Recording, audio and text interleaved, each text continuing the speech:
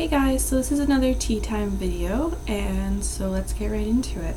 The tea that I have this time is from David's Tea. It's called Buddha's Blend, Heaven Can't Wait. And this is what the tin looks like. And it is described as, we don't like to brag, but we're pretty sure we just found the key to achieving nirvana. It's easier than you might think. Just sip a cup of this delicately fruity, jasmine-scented white tea. And the ingredients are white tea, green tea, jasmine pearls, white hibiscus blossoms, natural and artificial flavorings. So I really like this tea. It's actually one of my favorites. It is like a jasmine tea with a bit of fruitiness to it, and I think the fruitiness is more of a nectarine thing. Let me just take a sip and remind myself. Yeah, it's very mild. It's more like a green tea rather than a fruity tea, but it has this nice aftertaste, so I really like that. So that's what I'm drinking for this video, and of my huge tin I only have that much left. So to give you an idea of how often I drink this thing. So it's really good. I'm usually not really into super trendy teas, like when David's Tea first came out, I wasn't really into it because they had like candy and stuff in their teas, but there are some gems like this one. So, and since then I have grown my collection quite a bit with David's Tea. So, yeah, if you know of any good brands that I can get in Canada, tell me in the comments and I'll give it a try and I'll feature it on this little show and we'll go from there. So today's topic is about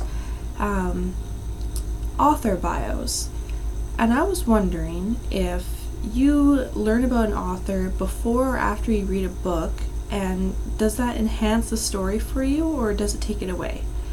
So I kind of do this sometimes, other times I don't, but I do find that when I do it, it makes me connect with the book more, and I think it's because I can find something in common with the author. So Stephen King.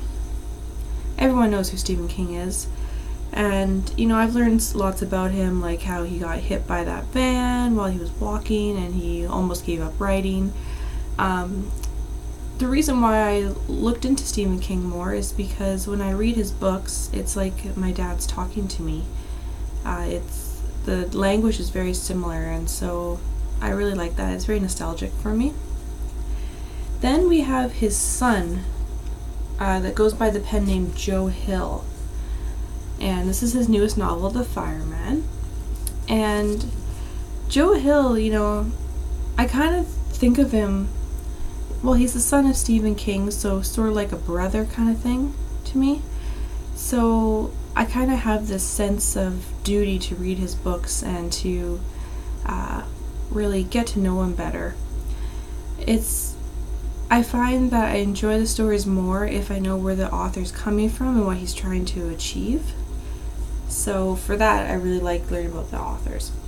Another author that I've looked into is Eden Robinson. She wrote Monkey Beach. This is probably one of my favorite books. And she is from a village near Kitimat, and that's in BC. So I live in British Columbia on Vancouver Island, so that's in the southern part of the province. About halfway up on the coast is Haisla territory.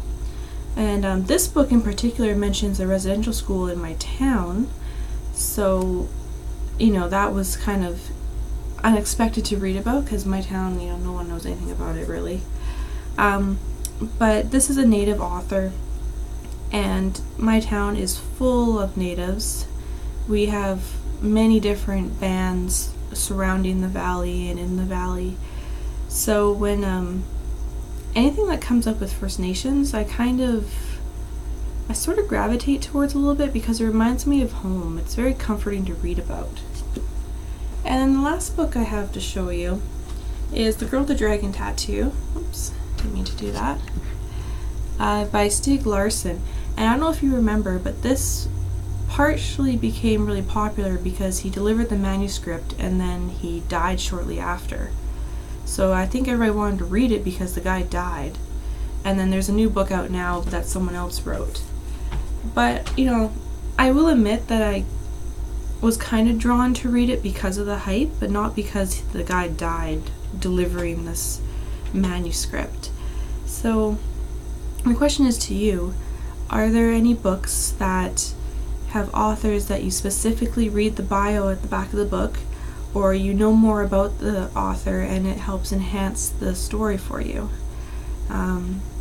I've been trying to read more diverse books, and I think that it's something that's really important to get the context for what the author is trying to achieve.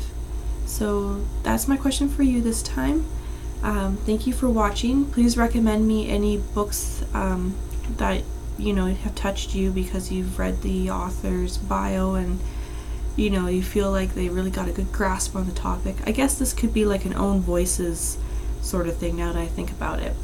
But anyways, this video is getting too long, so I'll cut it off here, and yeah, I hope you have a good day, and we'll see you later. Bye.